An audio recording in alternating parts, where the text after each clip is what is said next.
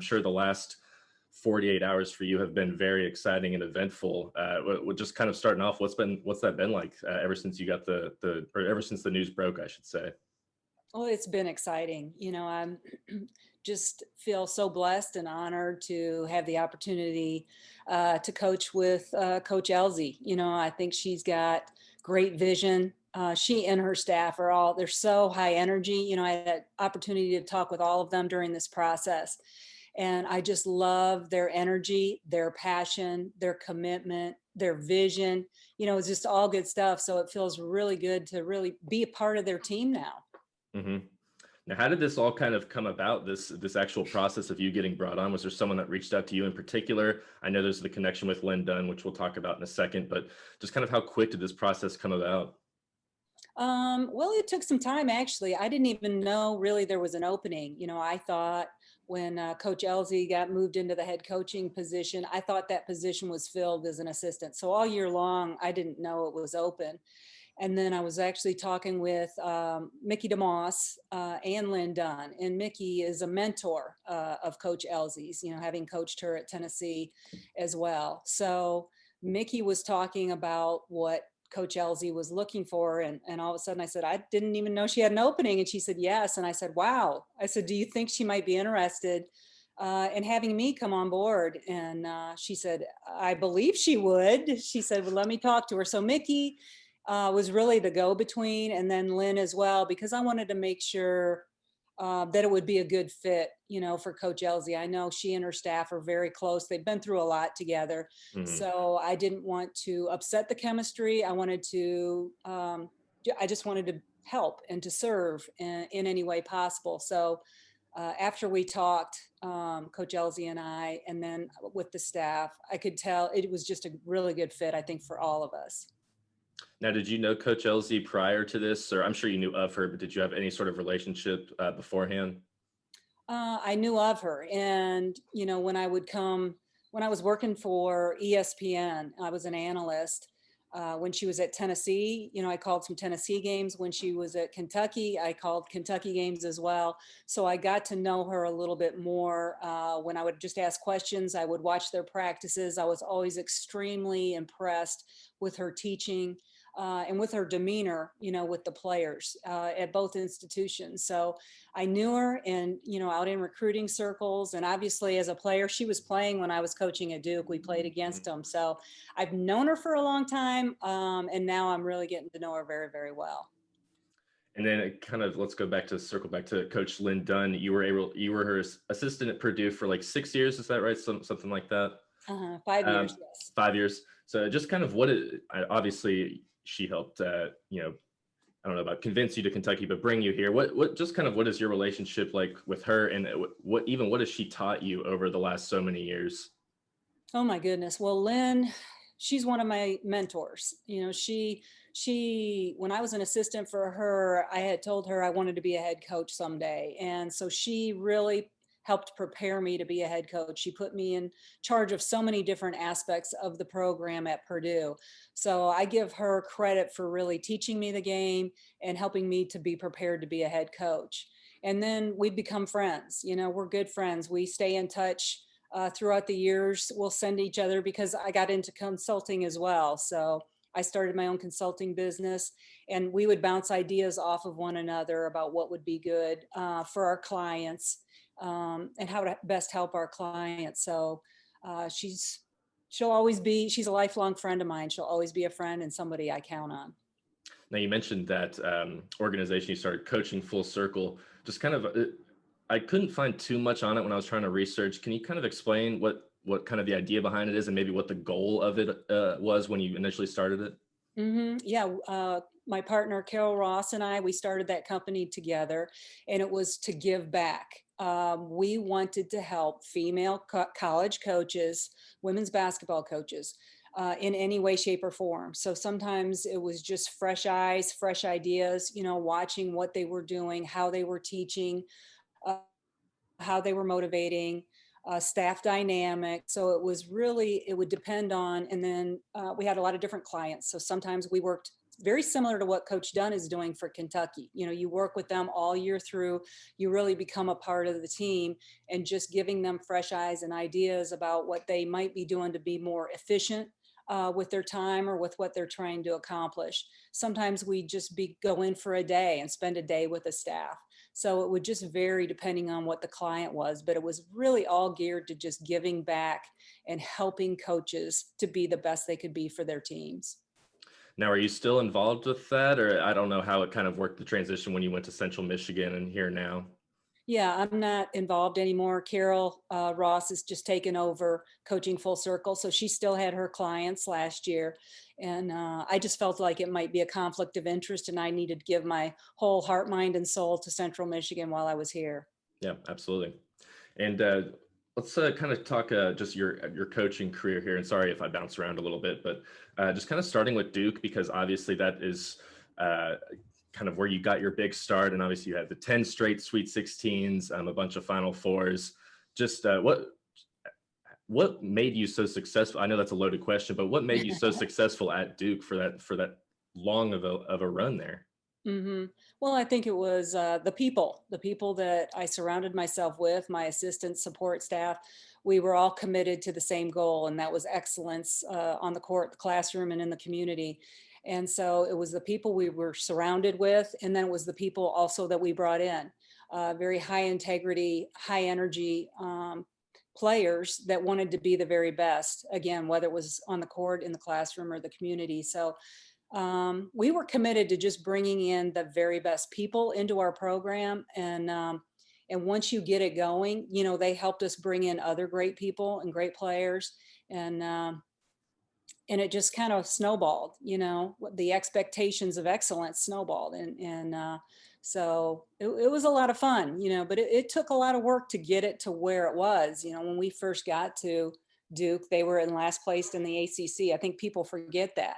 We only had 8 scholarships. You know, you were allowed to have 15. We only had 8. So it was a long, hard process to go from last place, you know, to consistently being at the top of the ACC and a national power as well. But I attribute all of the success that we've had to people, to relationships, to shared vision.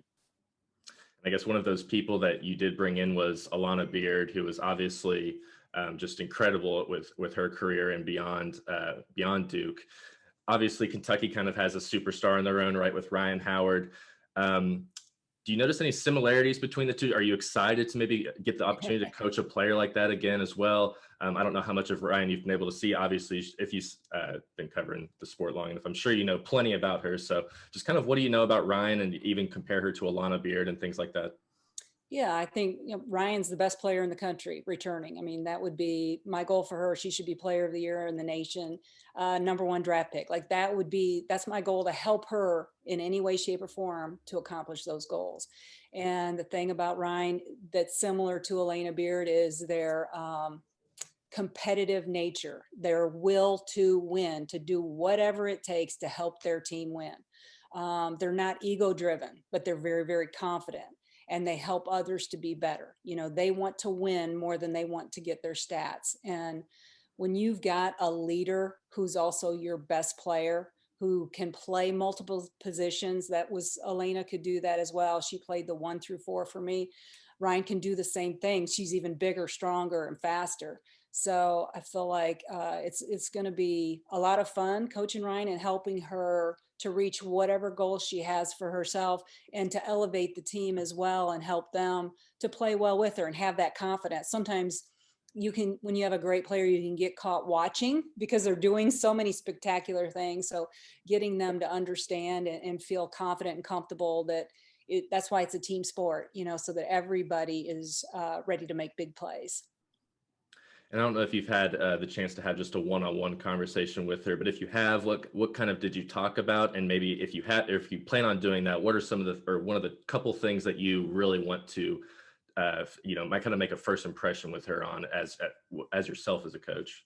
Yeah, I haven't talked to her individually. I met the team via Zoom a couple of days ago. So, Mhm. and then now I just got their phone numbers and everything. So we'll be in constant contact with really the entire team because I need to develop those relationships during the summer. So we're ready to go. But for her, it's me finding out what are her goals, because I can have goals for her, but it doesn't matter. She's got to really want to be the very best. And I know, I believe she does, but finding out what are her goals, what does she think her strengths and weaknesses are, because we want to really hone in on what the weaknesses are. And make her as well-rounded as possible moving forward.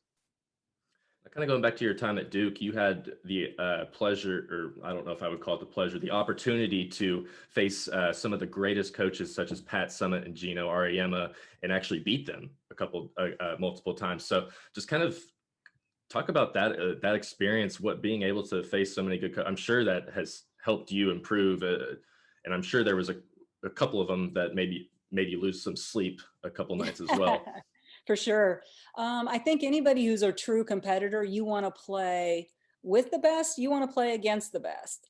And so for me as a young head coach, I was excited. We brought in Tennessee, every other year I said, I want to play at home, Tennessee or Connecticut, and then I want to play the other one on the road. So we got to that point where we were always, and the ACC was obviously very good as well, but if you want to be a national power, you have to play the national powers, and it does make you better. It makes your players better because now they know what it takes to be a national power, but it also, as a coach, you feel responsibility. You're bringing these great players in. There's a responsibility that goes along with that to helping them reach their potential. So it made me a much better tactician. It made me, I know early on, Tennessee they'd kill us. They were so big and strong and physical. And it's like, okay, we've got to get bigger, stronger, more physical, so it made me better in practices. I had to be more demanding. So I love going against the very best because it helps you improve. And I know Coachlz is the same way. I mean, the SEC, woo,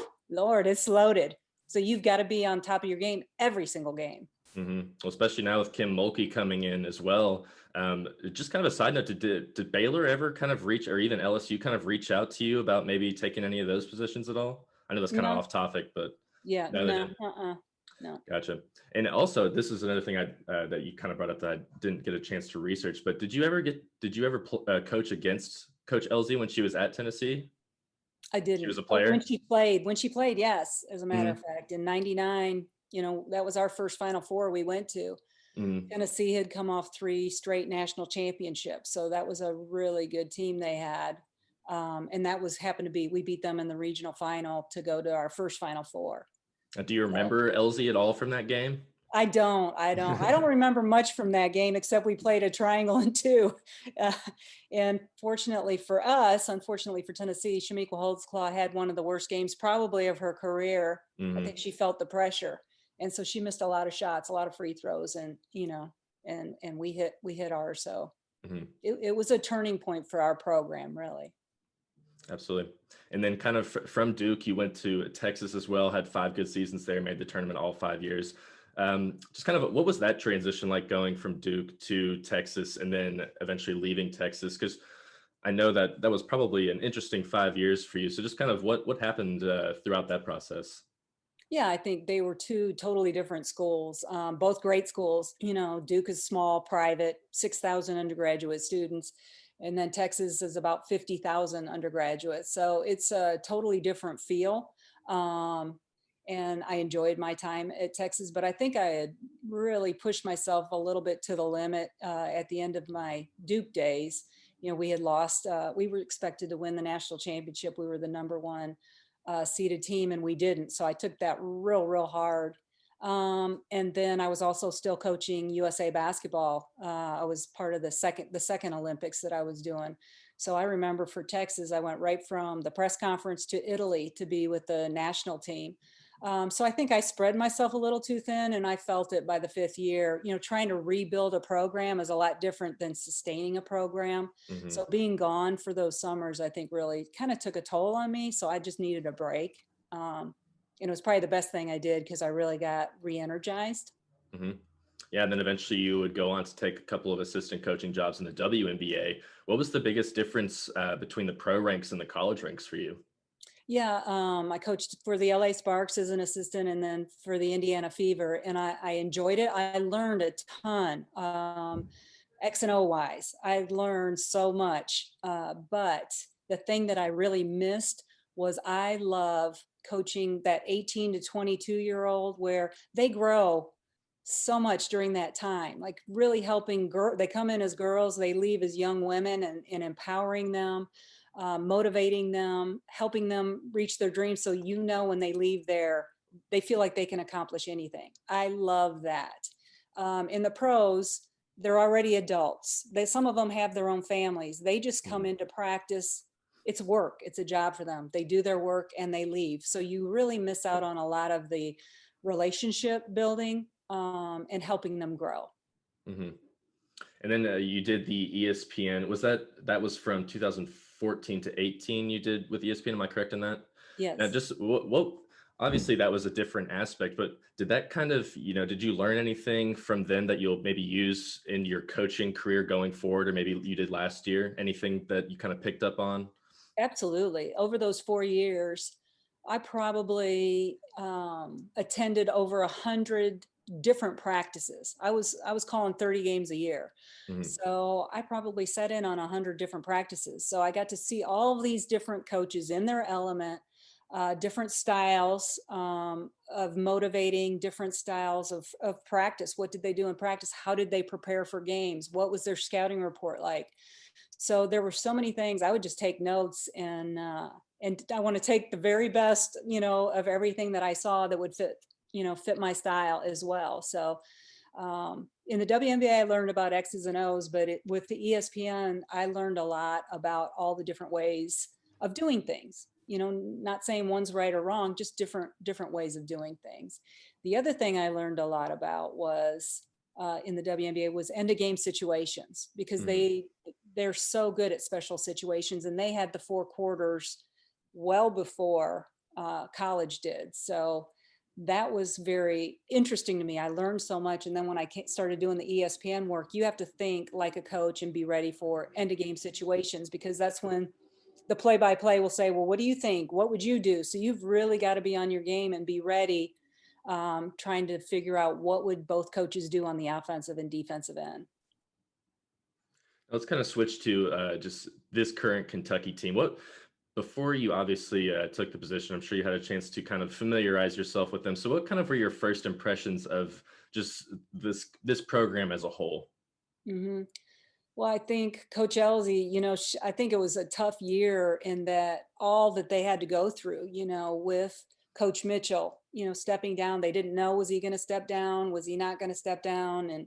And just, their heart went out for him for all that he was going through. So I admire so much all that they accomplished, considering all that they had to go through. And anytime you got the head coach with the interim label, that's tough as well. Do we have a job? Do we not have a job? What's going to happen at the end of the year? So I told Coach Elsie I was really impressed with how she handled everything. And watching them play, they had some games where, South Carolina, where they're so close, to beating the very best, but Hmm. it was not consistent. So them learning how good they can be and just carrying that through. The great teams have that consistency about them.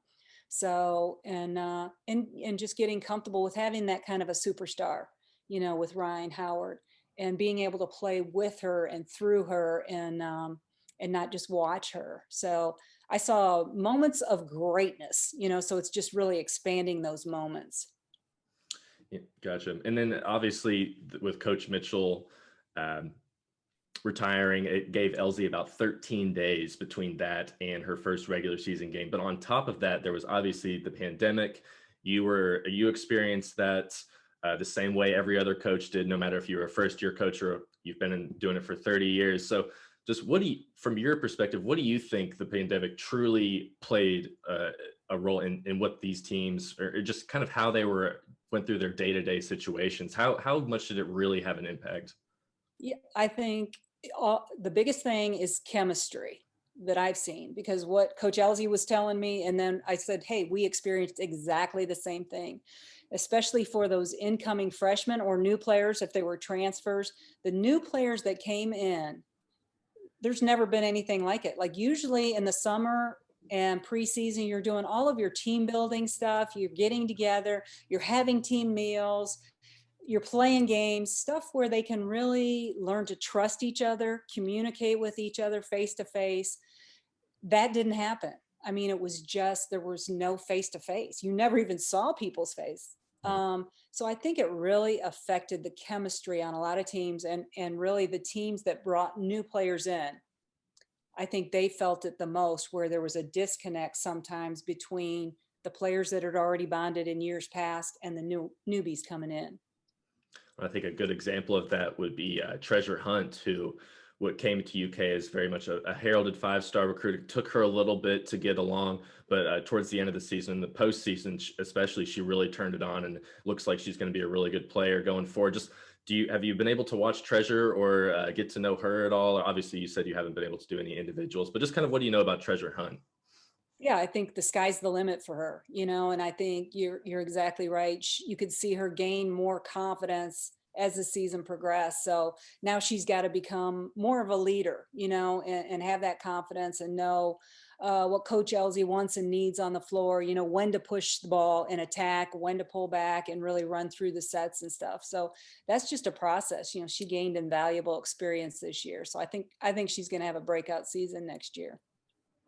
And then from the perspective of people like myself and the fans, it always seems like Kentucky's kind of needed, sort of maybe like a 6'4", 6'5" big center to kind of push them over that hill of being consistently great. Just kind of what if it's that, or if it's a different aspect, what do you think Kentucky really needs right now, or going into next season and even beyond, to really get over that hump of being able to consistently beat a South Carolina? Well, recruiting always helps. So it's Yes. nice when you got a superstar. And I think, talking to Coach Elsie, about what recruits she might be looking for. I think definitely, that big, strong, low block player that can just get you 2 points when you need it, when those outside shots aren't falling, or they can get you to the free throw line, and also a rebounder as well. So those things they're a hot commodity. They don't come along every day. So just working our tails off to find someone who can come in and have an impact. And then Coach Elsie, obviously, with this will be her second year. She's got a nice coaching staff around her, with the fact that Nia Butts was a head coach for a long time. Lynn Dunn obviously was a head coach for a long time. You've been a head coach for a long time. Just what will that experience, how will that be able to help a young coach like Elsie, and what advice will you be able to give her kind of off the rip? Well, just to trust herself. She's got such good instincts. She is a great person. She's an excellent coach. So I think she's real hard on herself, and just to trust herself and know she is so far ahead of where any of us were, at this stage of her career. So she's way ahead of the game. She's very open. She's receptive. She wants to be great. And she's a player's coach. Those players, they love, they trust her, they respect her. So she's ahead of the ball game. Kind of moving on, I want to talk about you being a member of the Hall of Fame. You joined the class with Lisa Leslie in 2015, which you did get to coach her with on Team USA, correct? Yes. Gotcha. So just kind of, I know you had three, let's see here. No, you won 4 golds, one as a head coach. Ryan Howard's actually going for her third gold this summer, at a third gold medal as a player. What was that experience like? And even a more broader question, do you have one memory from all that Team USA experience that really sticks out? Not even like maybe a teaching moment, just a story or something, or anything that really kind of sticks with you even now? I would say there's not one story in particular, but the first Olympics in 2014 was in Greece. And that was, when you walk out, you're a member of the United States, and you walk out onto that track for opening ceremonies. You can't even describe it. There is no way to describe how it feels when you're looking up at, I don't know how many hundreds of thousands of people are there and you're representing the United States of America. There's so much pride involved in being a part of USA basketball. I mean, it's just, it's a remarkable experience. It's an honor. And when you're in the Olympics, it's just, there is nothing like it. Well, so how did it feel to win that one gold as the actual head coach of the U19? I'm sure that one felt a little bit better than the others as an assistant. It was a great experience. I mean, we spent a lot of time together, and there's a lot of pressure involved. Like when when you're wearing the USA, you are expected to win. Mm-hmm. So, and we had several players that couldn't come on the team that were like Lisa Leslie, for instance, or excuse me, Candace Parker was supposed to be on the team. She couldn't come. So some of the very best players couldn't come that summer. So we didn't have a full squad, but we had a lot of grit and toughness. So the way that we won, the way that we came together, kind of with the chip on our shoulder, saying it doesn't matter if those players couldn't come, we're still going to win. There's something really special about that. I only have a few more questions here for you. I'm sure you're pretty busy right now as of now.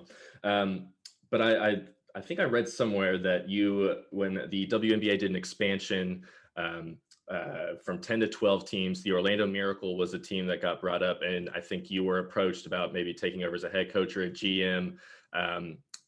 You're shaking your head. Yes, like that happened. So kind of what was that like, and why did you end up turning that down actually? Yeah, I was at that time I was still at Duke, and we were just getting Duke going. So we had started to win, but I knew there was still so much more left to do at Duke. So I wasn't ready to jump into the pros. I really didn't know what the pros were all about at that time. It was intriguing, but I felt like I needed to stay at Duke and continue to help them grow. And now what actually brought you back to Central Michigan? I saw a story talking about your ex-husband was actually the one that sent you a message or something like that, notifying you about the job. But what actually sparked your interest in getting back into coaching? Yeah, I think when I went from ESPN, I enjoyed it, being an analyst, but it didn't fill my heart. You know, I didn't feel like I was helping anybody. So then we started our consulting company, and we really started to feel like we were a part of a team, you know, but we couldn't get on the floor to help the players. We were just helping the coaches. So there was that piece that was still missing in my heart. I love working with players. I love helping motivate, inspire, teach. And so I knew that I wanted to get back on the court and really be a part of a team. I still had so much left to give. So yes, my ex-husband, Mark, he called me. It was late. It was August, I think, when because of the pandemic, he got a little scare. And so he wasn't comfortable. So he stepped down. And when he told me, I just thought, wow, maybe I could go to Central Michigan and help them. So that's because it was the second year head coach, Heather Osterly, the head coach. It was going to be her second year. So she was still a relatively young head coach as well. So I thought maybe I can help Heather and I can get back into the game and be a part of a team. So it worked out perfectly. Heather was fantastic. And my entire family lives in Michigan. So it was an opportunity for me to get closer to home and actually spend some time with my family. And you all ended up making the NCAA tournament as well. So I'm sure that was another nice little check on your resume there. But so coming to Kentucky, we'll kind of wind down here. I'm sure you have your own personal goals of what you want to do with Kentucky, but thinking, you know, immediate and maybe 5 years down the road, just what do you hope to bring to Kentucky and to the culture of the program? Immediately, I'm hoping to find a place to live. That has not been easy. But what I hope to bring to the program, I'm just going to bring who I am, my energy, my passion, my willingness to learn. I'm still learning. Everybody's still learning. And I love that. I love being part of a team. I love the communication, the relationships. So I'm just bringing who I am, and I bring it every day. And I'm very genuine, open, honest. What you see is what you get. And I hope to help Coach Elsie and her staff in any way that they need me. She said she wants me to focus more on the offensive end of the floor. I'm going to be working with the wings as well. So whatever they need. And sometimes I'm hoping, because I've had a lot of experiences, that I can help Coach Elsie sometimes if she's not sure, about something, a situation that arises or whatever. Chances are I've probably been through it. Sometimes I might have made mistakes, but hopefully I can help her from making the same mistakes that I made in some instances, or doing some things that really work for us. Just bring in some new ideas. And she said, her staff right now is cut from the same cloth. She and Butts have been friends forever. Amber played at Kentucky, obviously. So coming from somewhere else, I've got different ideas. Some will be great. Some you just throw away. And that's okay. Mm-hmm. And you said, and you quickly said that you were going to try and, or Elsie, once you kind of focus on the offensive end, can you kind of talk a little bit more about, you said you were going to stick with the wings. Will you be helping with some of the guards as well? What will your kind of, obviously it's far away, but kind of what do you think your day-to-day type thing will be working with the offense? Yeah, I think she definitely wants me to do the shooting drills, work on getting shots out of our offensive sets, Mm-hmm. maybe tweaking some of the things we've done offensively in the past, looking to run a lot more, score in transition a lot more. They were very successful and very good when they scored in transition, but just a little bit more of that, because once the defenses get set, they really focus on Ryan. So Mm-hmm. it'll help her a lot if we can score more in our initial fast break or in our secondary break. And then just really, I will be working with the wings, but whatever coach needs me to do, that's what I'm going to do.